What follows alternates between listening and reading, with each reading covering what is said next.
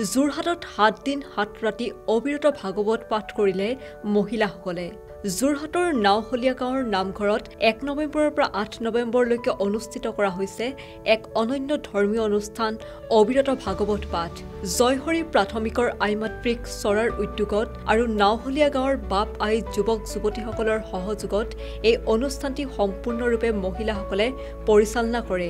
উল্লেখ্য যে সাধাৰণতে ভাগৱত পাঠ পুৰুষসকলে সংগঠিত কৰা দেখা যায়, কিন্তু যোৰহাটৰ নাওহলীয়া গাঁৱৰ এই পদক্ষেপে প্ৰতিপাদন কৰিছে এক নতুন দৃষ্টান্ত, য'ত 7 দিন 7 ৰাতি অবিৰত ভাগৱত পাঠ কৰে গাঁৱৰ মহিলাসকলে।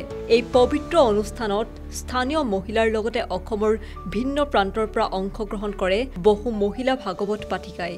সম্পূৰ্ণ নীতি নিয়মৰ মাজেৰে পালন কৰা নামঘৰৰ পৰিৱেশ অতি সুন্দৰভাৱে সজাই পৰাই তোলা হয় আৰু সমগ্ৰ পৰিৱেশ অতি ভক্তি আৰু শ্ৰদ্ধাৰ আৱেগেৰে পৰিপূৰ্ণ হৈ উঠে। ভাগৱত পাঠৰ আৰম্ভণিতেই হিয়াৰমুঠু জুবিন গাৰ্গৰ প্ৰতিচ্ছবিত বন্তি প্ৰজ্বলন কৰি শ্ৰদ্ধাঞ্জলি জ্ঞাপন কৰা হয় আৰু অনুষ্ঠানৰ অন্তিম দিনা অৰ্থাৎ 8 নৱেম্বৰৰ নিশালৈ স্থানীয় শিশুসকলৰ লগতে যদুমণি সাংস্কৃতিক গোষ্ঠীৰ শিশু শিল্পীসকলৰ দ্বাৰা শ্ৰীকৃষ্ণৰ ৰাসলীলা প্ৰদৰ্শন কৰা হ'ব।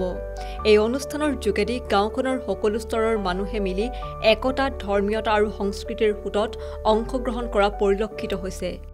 গাঁৱৰ জয়হৰি প্ৰাথমিক আইমাতৃ চৰা সৌজন্যত আমি এই 7 দিনীয়াকৈ অবিৰত ভাগৱত পাঠৰ আয়োজন কৰা হৈছে। তাৰ দ্বাৰা যে আইসকলে বহুত দিনৰ পৰা মনত তেওঁলোকে সাঁচি থোৱা প্ৰতিভাখিনি বিকাশ কৰিবলৈ অকণমান সুবিধা পাইছে আৰু তাৰ দ্বাৰা যে আমি এই গাঁওবাসী, সমস্ত গাঁওবাসী আৰু আই মাতৃসকলে ভকত বৈষ্ণৱক শুশ্ৰূষা কৰিবলৈ পাই আমাৰ অশেষ কৃতাৰ্থ হৈছোঁ বুলি আমি নিজকে অনুভৱ কৰিছোঁ। তাৰ দ্বাৰা যে আমাৰ সকলোৰে হৃদয়ত যে ৰাম নাম প্ৰকাশ হৈ যে আমি সকলোৰে ভৱিষ্যত এইদৰে আগলৈকে যেন কৰিবলৈ অকণমান অনুপ্ৰেৰণা পায়, তাৰে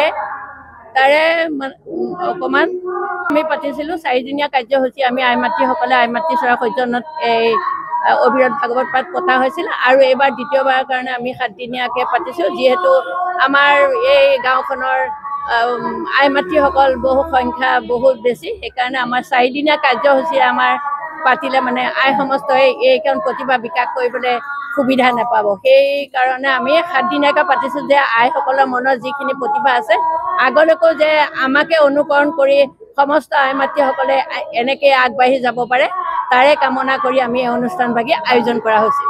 পূৰা আমি 7 দিনীয়া কাৰ্যসূচী অবিৰত ভাগৱত পাঠৰ আয়োজন কৰা হৈছিলে। কাইলৈ আমাৰ যোৰহাটৰ পৰা বিকি নেওগ, নিউজ।